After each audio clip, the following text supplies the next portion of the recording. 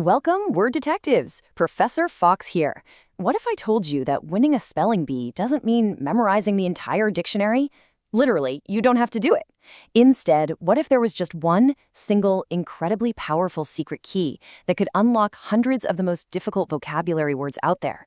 Well, today, we're going to reveal the ultimate vocabulary cheat code in this explainer. Think of this as your complete, definitive guide. You really won't need to reference any other book once we decode this piece of the English language together. So let's dive right into the master key to spelling, the FAC, FIC, and FEC root family.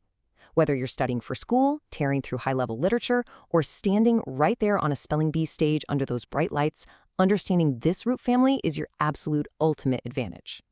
These aren't just random letters, folks. They're the exact building blocks used by professional etymologists and spelling champions alike. To really get how these words work, we kind of have to travel back to ancient Rome. The Romans used this Latin verb, FAC, which means to make or to do. And think about it. People make things every single day, right?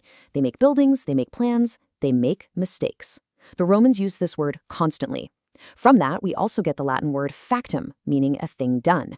So when you spot these roots out in the wild, always ask yourself, what is being made, done, caused, or created?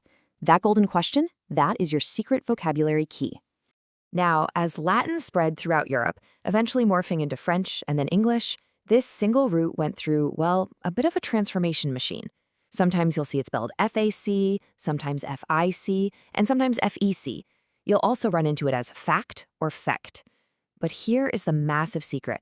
They are literally all the exact same family. Different spellings, sure, but they all share that exact same powerful meaning connected to making, doing, causing, or creating. And look, roots are powerful on their own, but when you add prefixes, you become completely unstoppable. Prefixes act like tiny little gadget blocks, snapping onto the front of our root to create brand new meanings. For example, bene means good, so snapping it onto fic creates beneficent, doing good. Magni means great, giving us magnificent, greatly made. You've got per for thoroughly, de for away or down, in for into, and pro for forward. Seriously, if you know these prefixes, totally unfamiliar words instantly become so much less scary. All right, moving into Section 1, Word Detective Training, it's time for some fieldwork. So we're moving from theory into practice here. You see, truly strong spellers don't just blindly memorize flashcards. They investigate. They use this incredibly simple three-step process to decode completely unfamiliar words right on the fly. Take the word perfect. Step 1, find the prefix. Per means thoroughly. Step 2, find the root. Fect means made. Step 3, combine them. Thoroughly made. So if a cake or, hey, a test score is thoroughly and completely made, it's without flaws. It's perfect. Boom. You just reverse engineer the English language. Let's jump into Section 2, Spelling and Pronunciation Secrets. Let's level up our basic training and tackle the traps that eliminate even the toughest competitors. Honestly, this first one confuses adults all the time. Affect versus effect.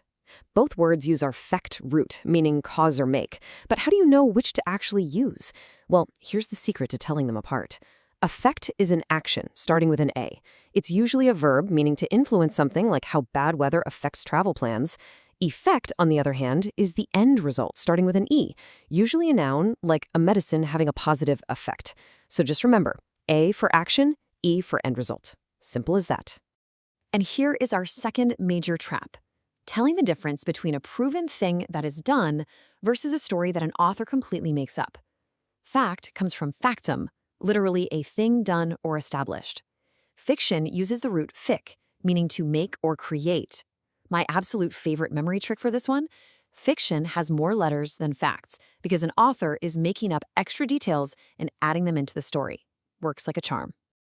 Next up, let's build those pronunciation skills. Notice how FIC can actually sometimes sound like fitch in a word like efficient or proficient.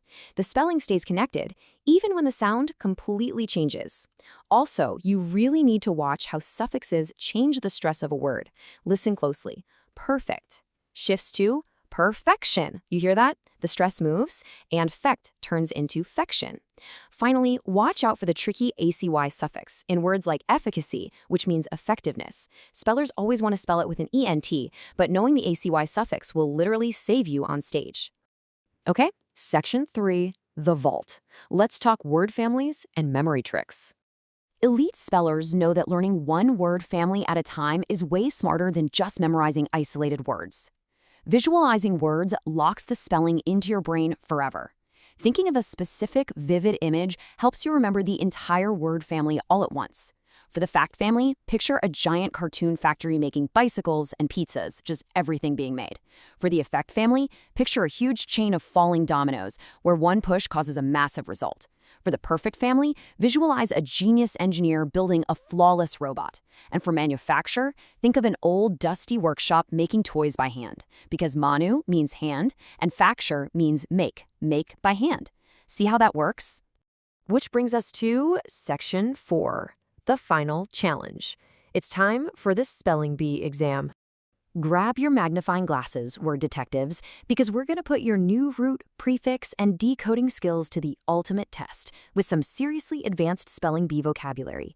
Let's test your root power with a multiple choice question. Read the options carefully. Which of these 4 words translates literally to moving forward in skill? Is it A, proficient, B, fecund, C, fictitious, or D, effect? Think about your prefixes for a second. Exactly. The answer is A. Pro means forward, and FIC means do or make. When you smash those together, you get someone who is moving forward in their ability to do something, creating a highly skilled or proficient person. You guys are getting this? All right, let's step it up. You can actually figure out a big, scary, advanced word like malefactor just by breaking it right in half. What does the prefix male mean? And what does factor mean? It's surprisingly simple. Male means bad, and factor means a doer or maker. So a malefactor is literally a bad doer. Just picture a little cartoon raccoon sneaking around trying to steal cookies. If you hear malefactor in a spelling bee, you now instantly know the story of the word without having to guess. Let's try another one. I want you to use your prefix and root knowledge to define magnificence. Break it down. What does magni tell us? And what does that fic right there in the middle mean? Think of a grand, incredibly impressive castle. It is quite literally greatly made. Magni means great, and fic means make. Together, magnificence translates to great beauty or grandeur. It makes total sense when you look at the pieces, right? Okay, for our final, toughest challenge, we're looking at a seriously high-level vocabulary word, fecundity. How would you define this knowing the secret behind the FEC root, which we already know connects back to making or producing? You nailed it. It means fruitfulness or productivity. Think of a rich, super green valley producing tons of crops. By breaking down fecundity, you just proved that you don't ever need to memorize a dictionary when you actually understand how the roots work. And that brings us to the quote on our final slide and the end of this explainer. Great spellers don't just memorize words, they understand words. Every word has a story, and every root is a key that unlocks it.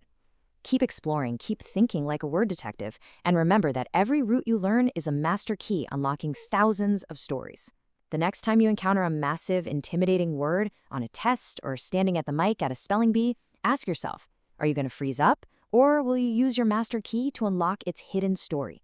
And if one single root family can unlock all of these words, imagine what you could do if you learn the other 99 root keys hiding in the dictionary. Are you ready to crack the rest of the code? Until next time, stay curious.